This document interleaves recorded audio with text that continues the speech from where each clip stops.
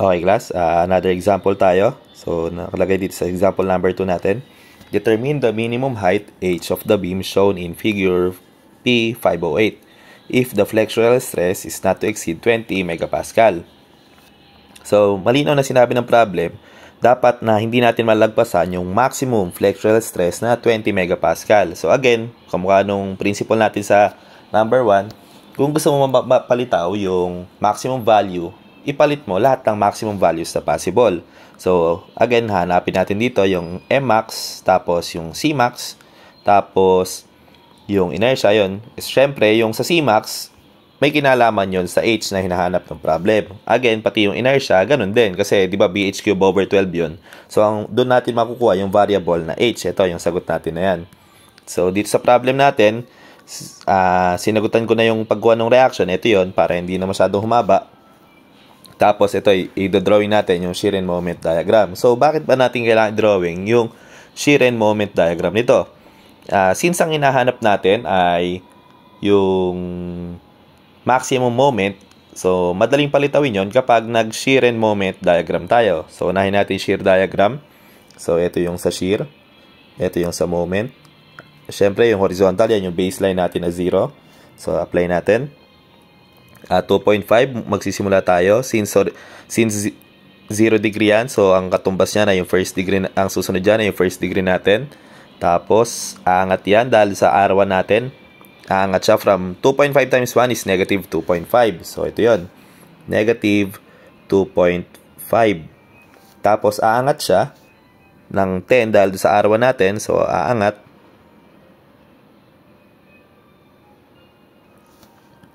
So, ito sorry, hindi pala ano ito. Sumobra ako ng... So, aangat siya, magiging positive 7.5. Tapos, dahil sa UDL, papunta dun sa 5 kilonewtons natin, magiging triangular ulit siya. So, 2.5 times, kung 2 meters ito, edi ibig sabihin 1 meter ulit yung from R1 papunta doon sa baba nung 5 kilonewtons natin. So 7.5 minus 2.5, edi 12 lang ulit. Sorry, 12. Edi magiging 5 lang ulit. So ito magiging positive 5. Tapos dahil doon sa load natin na yon na 5 kilonewtons, edi magiging ganyan na yung shear diagram natin. Pupunta sa 0. Tapos from 5 kilonewtons papunta doon sa R2 natin. So, 2 meters yon, 2.5 times 2 meters, edi magiging negative 5. So, ito yon. Tapos, dahil sa R2 natin, naangat siya. Ayun, para ma-close natin sa 0 shear. So, ang value nito ay 0. Ito naman ay negative 5. Tapos, ito 0 ulit. So, yan yung shear diagram natin. Then, i-apply naman natin yung moment diagram. So, for moment diagram, freehand ko na lang siguro to para hindi matagal yung curvature natin. So, first degree to, decreasing. So, ibig sabihin, kung decreasing yung shear natin, kasi from 0, papunta sa negative 2.5, so decreasing yung value kasi yung numerical value. So, ibig sabihin, pag gano'n, malungkot yung curve natin. Negative area produces negative moment. Tapos, yung isa naman, ito, 1/2 times 2.5 times 1. So, ito ay magiging negative 1.25 yung moment niya. Diba? Ano nito? Kilonewton meter. Tapos, para naman doon sa area ng trapezoid natin sa ibabaw, so, 5 multiplied by 1, 5 times 1, plus yung triangular na 0.5 times 2.5 times 1. So, ang area niya is 6.25. E di dapat, from negative 1.25, mag-increase tayo ng papunta sa 5. So, decreasing pa rin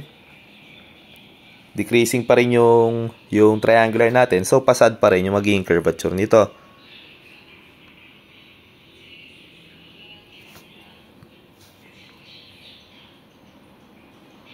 So, ito yon. Sabi natin, ito ay magiging 6.20.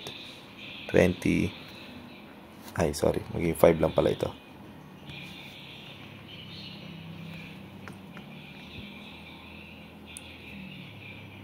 Tapos, yung isa naman, yung area nito, magiging 0.5 times 5 times 2.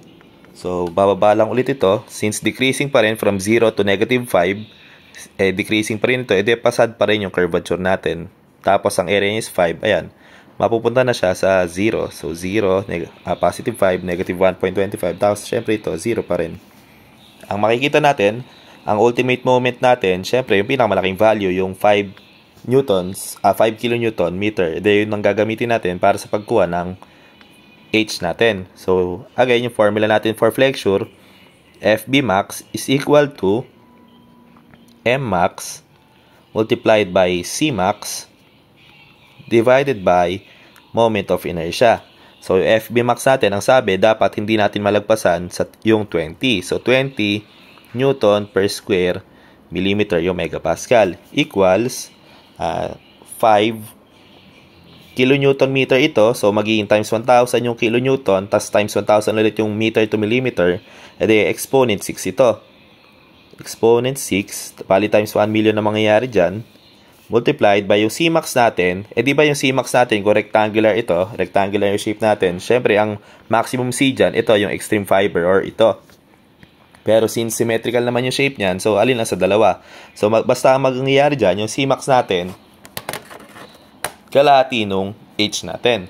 So, Cmax is equal to H over 2. Tapos, yung inertia natin, yung base natin is 80. Base is 80. Multiplied by yung H natin. Tapos, i-cube lang natin syempre yan. Divided by 12. Then, yung H na lilitaw natin, paki-compute na lang. Bali, 20 times 80 H cube over 12 is equal to 5 times 1 million times H over 2 equal yan sa 136.93 millimeters, or kapag ni-round off natin, hindi pwedeng maging 136.9 yan, class. Dapat yan maging H is equal to 137 millimeters. At mali, kapag ang isinagot mo rito sa value nito, 136.93, kapag ang naging final answer mo dyan ay 136.9, magiging mali na yung sagot mo. Kasi kung iba-back solve natin dito yan, so try natin, gamitin natin yung 136.9, magiging 5 exponent 6 times 136.9 divided by 2 divided by 80 times 136.9 cube over 12. Ang lalabas na flexural stress dyan ay magiging 20.00895. So, makikita mo, mag-exceed talaga siya. So, hindi siya talaga yung safe value. So, ang tamang sagot dito, pag ni-round off mo yan, kahit sabihin pa na 3 ito, kapag ni-round off mo yan at ang ginamit ng final answer, for example, nasa choices, o kaya talagang ang binax mo ay ito, ang binax mo ay 136.9. So, mali pa rin talaga siya kasi ang tamang sagot doon ay 137 millimeters. So, ayan, class. Ang final answer natin, bale, ito. Kung may choices, ito ang magiging sagot natin. Kung wala naman, ito. Okay na ito. So, kahit alin lang dyan sa dalawa natin.